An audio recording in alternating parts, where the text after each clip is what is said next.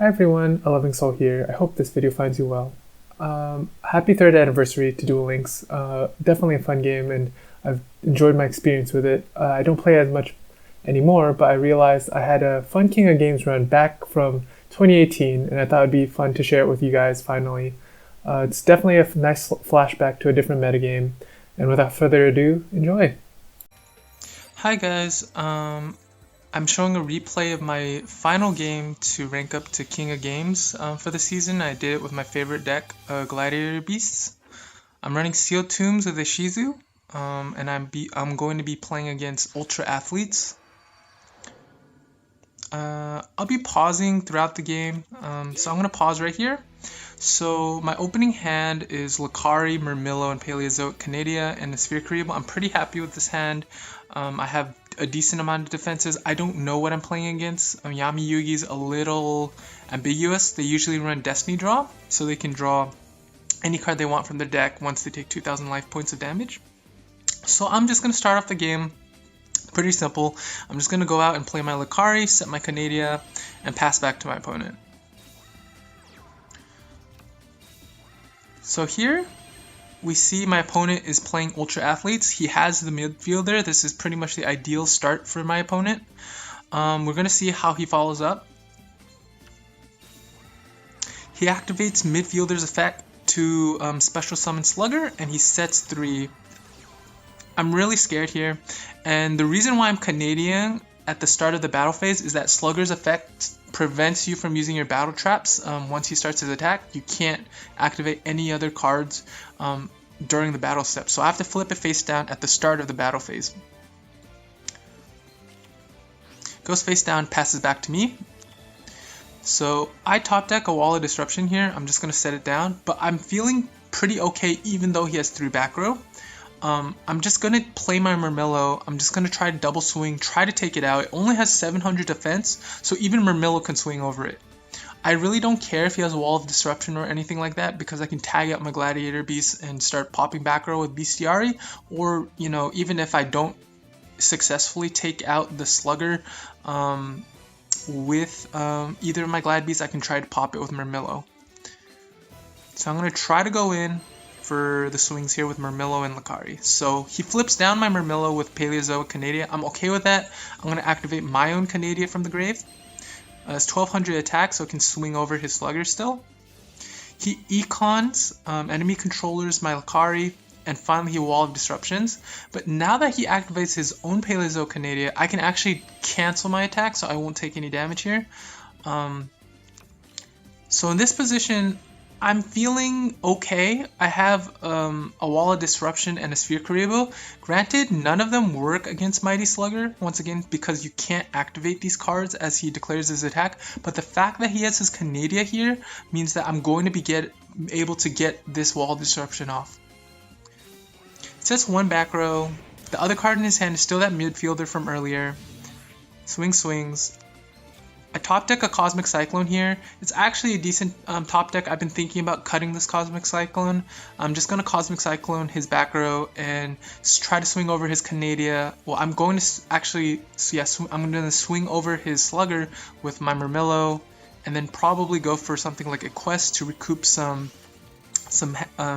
card advantage. So Murmillo takes it out. I go Quest.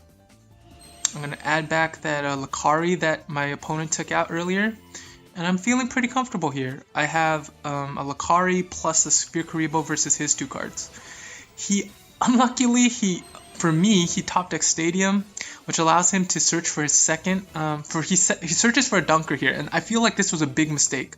Obviously, he doesn't see any back row, but the fact that he went for this Dunker got me back in this game, because now I can Sphere Cerebral his Dunker, and I can double swing with my Gladiator Beast. I top deck an Impenetrable attack, which I'm going to set. I'm going to double swing. I'm going to take out both his mighty, his Dunker and his UA Stadium. So I feel like I'm in a really good spot here. The Quest shuffles back to Murmillo. I put this into defense mode because I know he has a midfielder in his hand, and he can easily beat over my Murmillo. Goes for his midfielder. And he luckily top decks his second Mighty Slugger. I can't really do anything about it because of Slugger's effect. Here, let's talk about this position. I believe there's a possibility that I could swing in and activate my Impenetrable, but I go for a different play. I fusion summon Asadari, which has 2500 attack and can beat over the Slugger.